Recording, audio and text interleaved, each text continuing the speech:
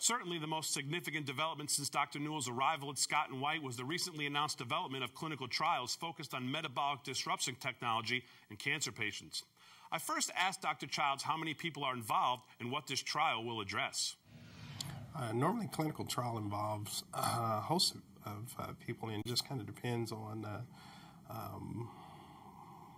the subject that you're going to address. And in the clinical trial that we're going to be performing together, we're going to look at patients with end-stage cancer.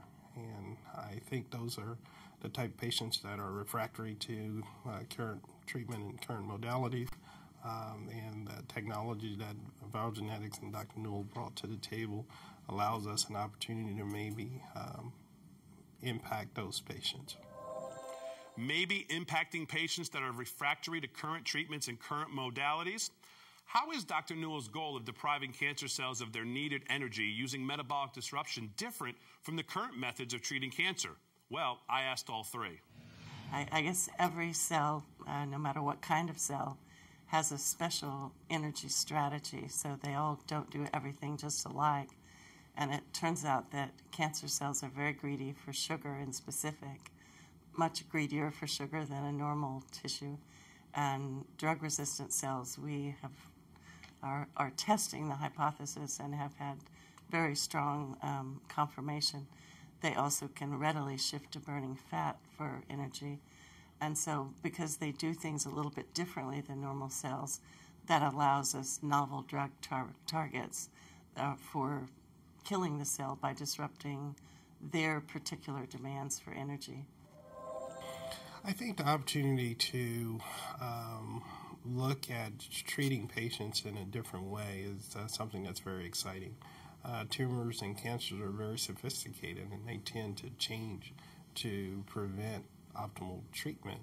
And the ability to look at treating tumors, one, from the metabolic side, and two, from the cell destroying side, is something that's very exciting and very new, and may provide an opportunity to impact those patients that are currently suffering or refractive to current treatment. That's a great question. You know, the current methods of treating cancers, again, my group has always worked in biologic and molecular therapeutics, and so what I've told students and research trainees for many years is that the conventional chemotherapy is like breaking eggs with hammers. It's not very specific, and there's a lot of collateral damage done when you use those drugs. Radiation therapy, for the most part, with the exception of some of the newer technologies, is very similar. It can be somewhat effective, but it's very nonspecific and carries a lot of toxicity at times. So, you know, the entire intent of using biologic therapies is to increase the specificity of treatment, decrease the toxicity, and then to target your treatments to cells that have either defects or weak points, such as metabolic weak points in Karen's situation, that are targets for treatment. So, you know, I think our approach is right on track, and it's a slightly different approach from other biologic therapeutics that have looked at trying to target, you know, the DNA or proteins that do various things in the cell. You know, it actually targets the energy mechanism in the cell and has some of the same endpoints that other research groups are looking for, like, again, initiating programmed cell death in cells, cells dying on cue, encouraging cancer cells to die when they actually have developed molecular protection against programmed cell death, and so forth. So I think her ideas are novel. I think the approach is novel, and actually it's a simple idea. But you know, most of the major advances in science have been novel, simple ideas. A simple idea, a novel approach, and like Dr. Smythe said, most of the major advances in science have been novel, simple ideas. You know, our time at Scott & White was amazing. The opportunity to sit with these amazing people was an honor. And in closing, I asked Dr. Smythe, what makes this entire collaboration so unique? I'm not aware of any other. There are 2 or 3 major labs across the country that have focused on programmed cell death, you know, for the last decade or so.